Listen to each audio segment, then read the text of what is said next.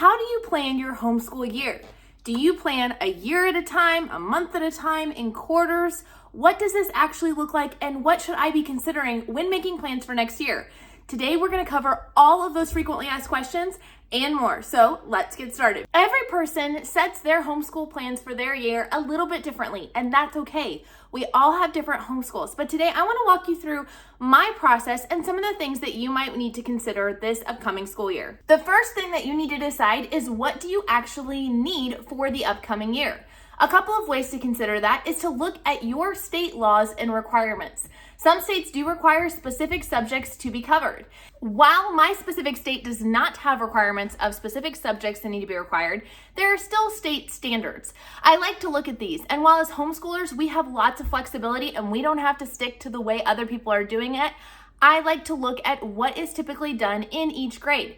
This allows me to make a conscious choice about what do I want to add or take away. I also make a list of what subjects I want to cover with each specific child.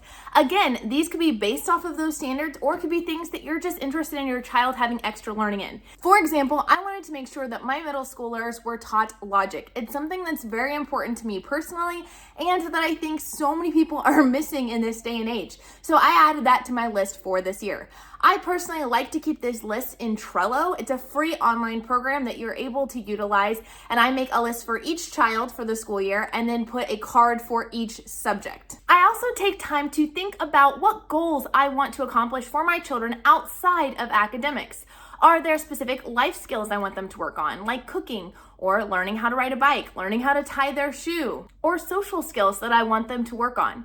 I consider all of these things in my plan for the upcoming year. Once I know what I want to teach or what I want to cover in the year, it's now time for my favorite part, picking curriculum. And if you have been homeschooling previously, the first step for picking curriculum is simply assessing what is working and what is not in your homeschool. When there are things that are working, I always ask myself, is this something that we can continue on to next year? Maybe this is a curriculum that goes all the way up to high school. Maybe this is something that's a 4-part series and we're only on book 2. I can just naturally work our way into book 3.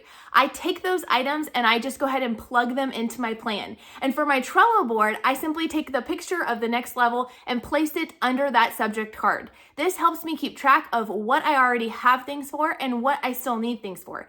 But just because something's working doesn't always mean it's an option to take it to the next level. Maybe it doesn't go past the elementary age or past middle school. That means this is a hole I need to fill. Or maybe that curriculum did not work for you this year. Or maybe you've never homeschooled before, so you can't build off past experience. If that's the case, then no worries. The steps are very similar. We're simply going to look at several different factors. Things like, what is your budget? This is a big one. For our family, personally, when we first started homeschooling, we decided that we really wanted to be able to pick curriculum that worked for our children and that we would do whatever we could to make that work with our budget.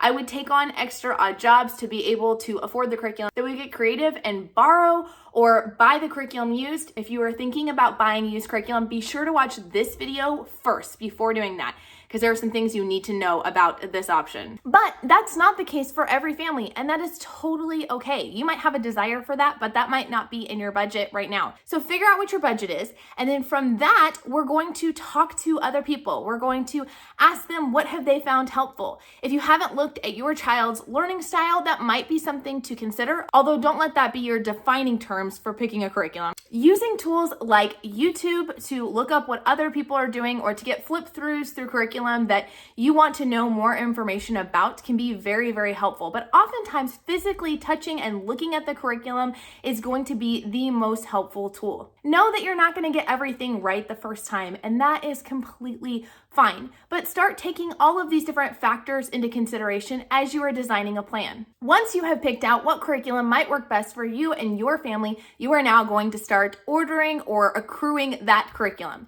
You can do so by asking other people, purchasing used, following different curriculum companies so that you can make sure you're notified when they're having their best sales, and going ahead and just purchasing that when you have the funds. We actually purchase curriculum all year round. We do that, and I am constantly purchasing curriculum and researching curriculum instead of just doing it during the summer. But now that you've purchased your curriculum, or as you're purchasing curriculum, what comes next? The next thing I recommend doing, and that I personally do during this summer season, is I start to make a rough daily or weekly plan for my homeschool. Now, for each season, this has looked a little different. Right now, one of my favorite methods for doing this is taking Post-it notes and writing down each subject for each child. I color code each child, so they have a different color Post-it note pad, and then I write down what subject they're doing. I sometimes will write down how long that subject will typically take if I already have that information. If you are new to homeschooling, you may not have that quite yet. And then next to it, I will put an M with a circle around it if it's going to require me to be there and to work with that child.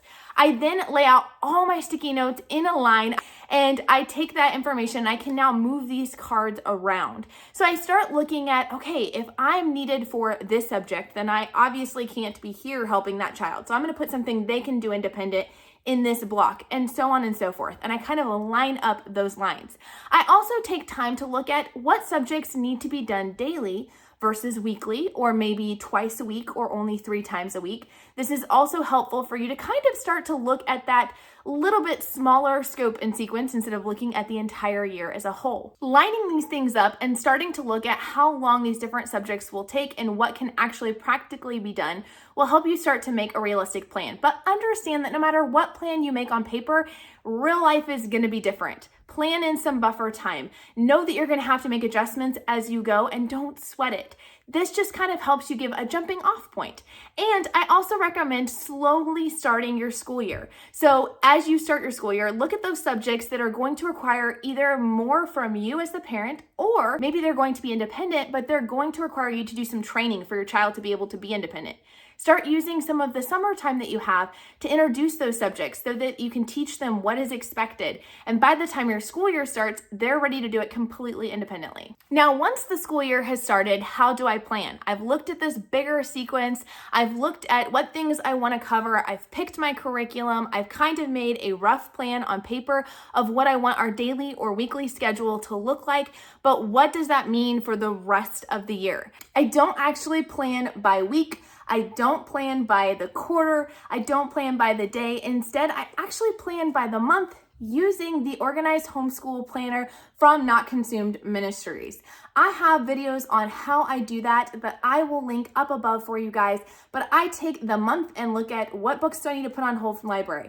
What different field trips are we going to take? What supplies do I need? What goals do we want to hit? And if you want to see a step-by-step flip through of that, what that looks like and how I plan for the month, be sure to check out this video here. I hope this has been helpful. We'll talk to you guys next time. Bye.